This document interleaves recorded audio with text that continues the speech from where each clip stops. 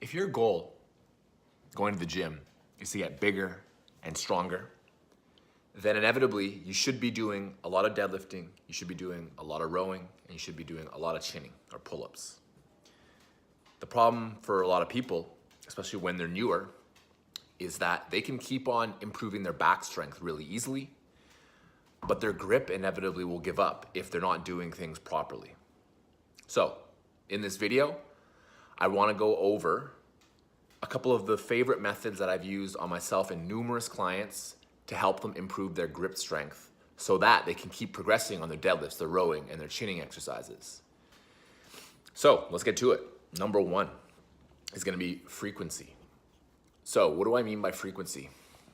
When I'm talking about frequency, I mean how often are you training your grip strength?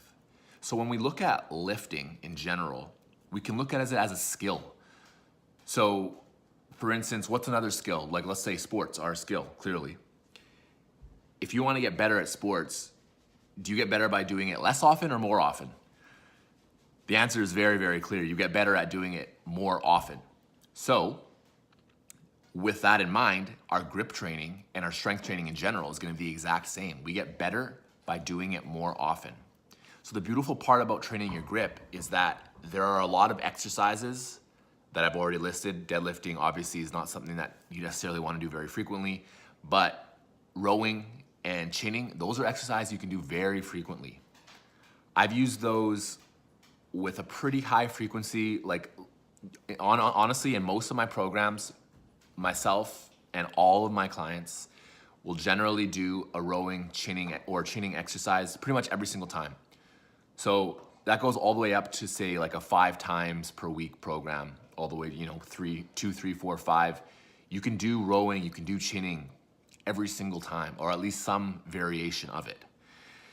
So the more you train those exercises and the more you do not use any type of help, so straps, obviously this goes without saying, do not use straps if you need help with your grip.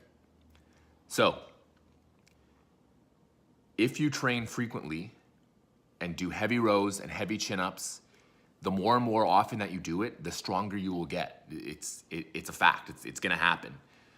So that's the first point, frequency. So if you have grip problems, I want you to be doing chins or some type of rowing exercise every single time you train.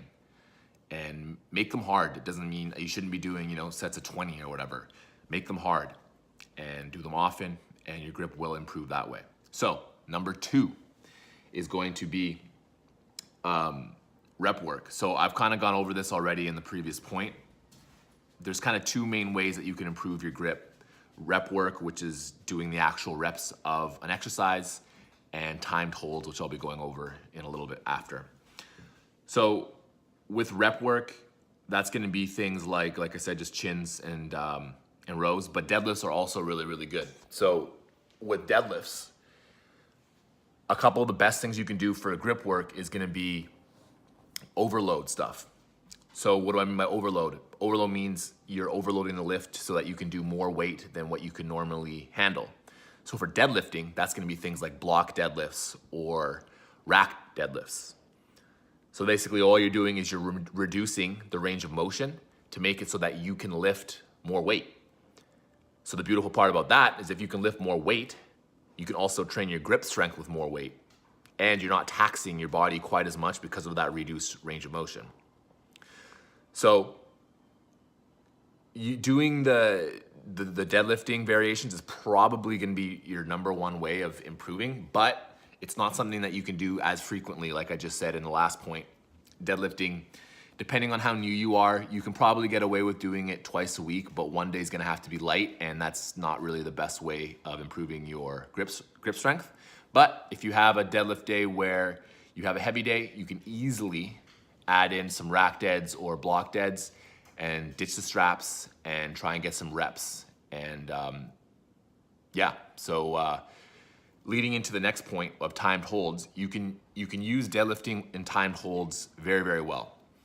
So how do we do this? So what we can do is when we deadlift, when we get to the top portion of the lift, when we're at lockout, I want you to hold your reps for a couple seconds. Hold it, have a long pause, maybe 3 seconds. Have someone else probably time it for you, because if the past has ever shown me anything, it's that time can fly by when we're counting, when we're under a large degree of stress, and when someone else counts and it's an accurate count, that's going to be the most accurate way of doing it. So with the timed holds, there's a lot of other things you can do other than deadlifting. A couple of things I really like would be doing shrugs. Shrugs are excellent because you're basically holding onto a bar or dumbbells for a long period of time. You can really just hold them at your sides.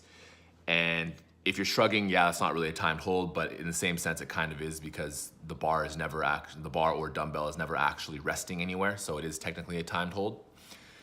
Other timed holds that are excellent are farmer's carries.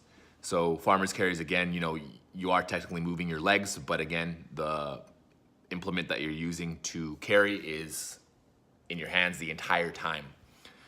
So that's another good one. I should have said this right from the beginning, but for the timed holds, you basically have to use chalk for it to be very successful. Otherwise, it's very hard to hold on to these things. So a couple other things I really like are hanging. So like just chin-ups hanging is great. And the way that you can improve this, if it's easy for you to hang with just your body weight for, let's say, a minute, there's a couple things you can do very easily. So number one, you can you can make it more difficult to hang onto the bar by, say, hanging onto towels. That's an excellent way. The diameter is a lot smaller, and because it's not a hard thing to hold on to, it makes it a lot harder. You can go with one-armed hangs. So these are really hard. You have to have pretty good grip strength to do that, but one-arm hangs are really good if you can do that for improving your grip strength. And then the other thing is to just get a weight belt, strap some weight around you, and do your holds with weight around your waist. So you can add quite a bit of weight there, and that'll definitely help with your grip strength as well. So other things that I really like are plate holds are excellent too. So this is more going to be pinching strength. So when you have the plate, you're going to be holding it more like that with a pinch grip rather than a normal grip that you'd have over a barbell, dumbbell, or a chin-up bar. But that can still go a long way in helping your grip strength. If you have access to any types of vice grips, that can be really helpful. Generally, the crappy ones that you're going to get in whatever local sports store you get are crap unless you're brand new. The ones that I've used are the Captains of Crush, and those ones are crazy. They have one, the level 4. There's only like a couple people on earth who can close it. So those are serious ones for people that are serious about improving their grip strength. So with all this knowledge that you have, now you have a ton of stuff that you can start thinking about, implementing into your programming to help you improve your grip strength and get bigger, get stronger. So if you know anyone who has issues with their grip strength, please feel free to share this with them. Just trying to help out as many people as I can.